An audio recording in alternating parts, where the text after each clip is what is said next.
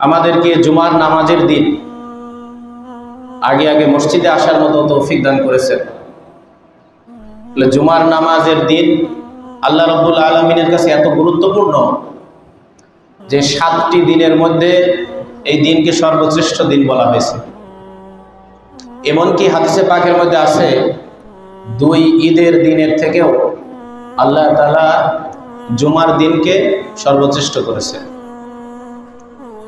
তো জুমার দিনে পৃথিবীতে বড় বড় ঘটনা ঘটে গেছে এবং আগামীতে ঘটবে। আর জুমার দিনে এমন কিছু আমল আছে যা অন্য দিনের থেকে বিশেষ ফজিলত রাখে। যেমন কোরআনে পাকের একটা সূরা আছে, সূরা কাহাফ, 15 নম্বর পারা, সূরা বনি ইসরাইলের পরে এই সূরাটা।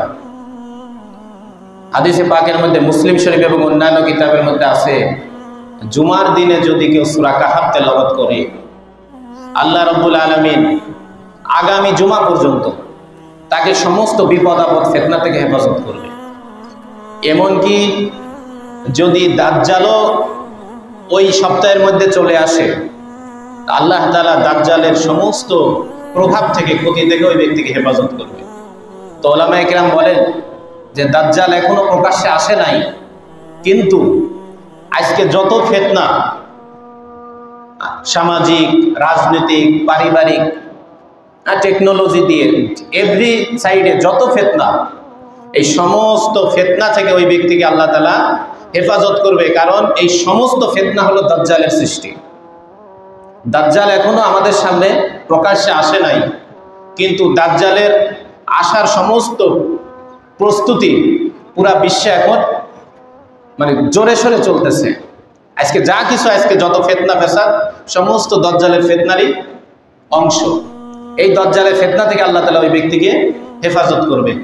বলেন মাত্র কয় মিনিট সময় লাগে সূরা কাহাফ তেলাওয়াত করতে? কয় মিনিট সময় লাগে? একেবারেও যদি কেউ আস্তে আস্তে পড়ে তো ওই ব্যক্তিরও হয়তো 30 মিনিট সময় লাগবে অথবা 40 মিনিট সময় লাগবে।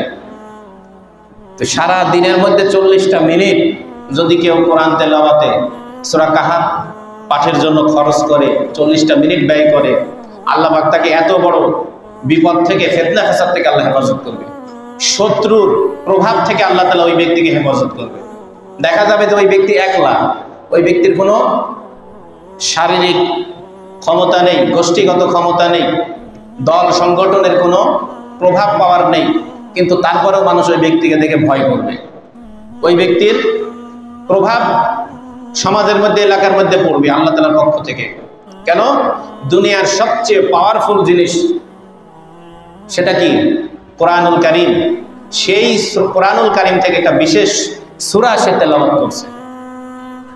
অন্যান্য আরো কিতাবের মধ্যে অনেক ফজিলত আছে, বিশেষ করে সূরা কাহাফের প্রথম 10 আয়াত এবং শেষের 10 আয়াত প্রতিদিন পাঠ করা, প্রত্যেক দিন সূরা কাহাফের প্রথম 10 আয়াত এবং শেষের 10 আয়াত পাঠ করা।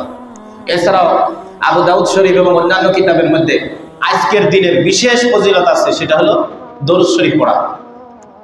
নবীজি আমাদের উপরে যে দয়া এবং কুরবানি রেখে দিয়েছেন, আমরা যদি সারা জীবনও নবীজির উপরে দরুদ পড়ি তাও ঋণ শোধ হবে না। নবীজির একদিনের ঋণ শোধ হবে না যদি আমরা সারা জীবনও নবীজির উপরে দরুদ পাঠ করি। তো বিশেষ করে জুমার দিনে হুজুরে পাক সাল্লাল্লাহু আলাইহি ওয়াসাল্লাম নিজে উম্মতকে উৎসাহ দিয়েছেন যে জুমার দিনে বেশি থেকে বেশি দরুদ শরীফ পাঠ করা। আমরা তো অনেক সময় যদি কেউ দোয়ার মাহফিলের দাওয়াত না দেয়, আমরা কিন্তু দরুদ শরীফ পড়তে পারি না। যে কোনো মাহফিল না থাকলে, কোনো দোয়ার অনুষ্ঠান না থাকলে আমরা দরুদ পড়ি না। কি বলেন? দোয়ার অনুষ্ঠান হলে হুজুর বলে না যে দরুদ ইব্রাহিম পড়েন এতবার? তাহলে যদি দোয়ার মাহফিল না থাকে তাহলে তো আমরা ওইরকমই চলে যাই। তো জুমার দিনে আরেক হাদিসের মধ্যে আছে 100 বার দরুদ শরীফ পড়ার কথা, এক হাদিসের মধ্যে আছে 80 বার দরুদ শরীফ পড়ার কথা। অন্য হাদিসের মধ্যে ইবনে মাজাহ আরো বিভিন্ন রিওয়ায়াতে যে জুমার দিনের রাতে এবং দিনে বেশি বেশি তোমরা আমার উপরে দরুদ পাঠাও। কালকে কি জুমার রাত ছিল না? বলে এই রাতে বেশি বেশি করে নবীজির উপরে দরুদ পাঠাও। আজকে জুমার দিন এখনো আমরা যারা এই আমলগুলো করি না, এখন থেকে করতে পারি। মিশকাত শরীফের এক হাদিসের মধ্যে আছে, যে ব্যক্তি সকালে এবং সন্ধ্যায় 10 বার দরুদ পাঠ করে, বলেন এতে বেশি সময় লাগে? মাত্র 10 বার। সকাল এবং সন্ধ্যাতে যে ব্যক্তি 10 বার দরুদ শরীফ পড়বে, নবীজি সাল্লাল্লাহু আলাইহি ওয়াসাল্লাম কাল কিয়ামতের দিনে তার জন্য সুপারিশ করবেন। সকালে 10 বার দরুদ শরীফ পড়া এবং সন্ধ্যায় 10 বার দরুদ শরীফ পড়া।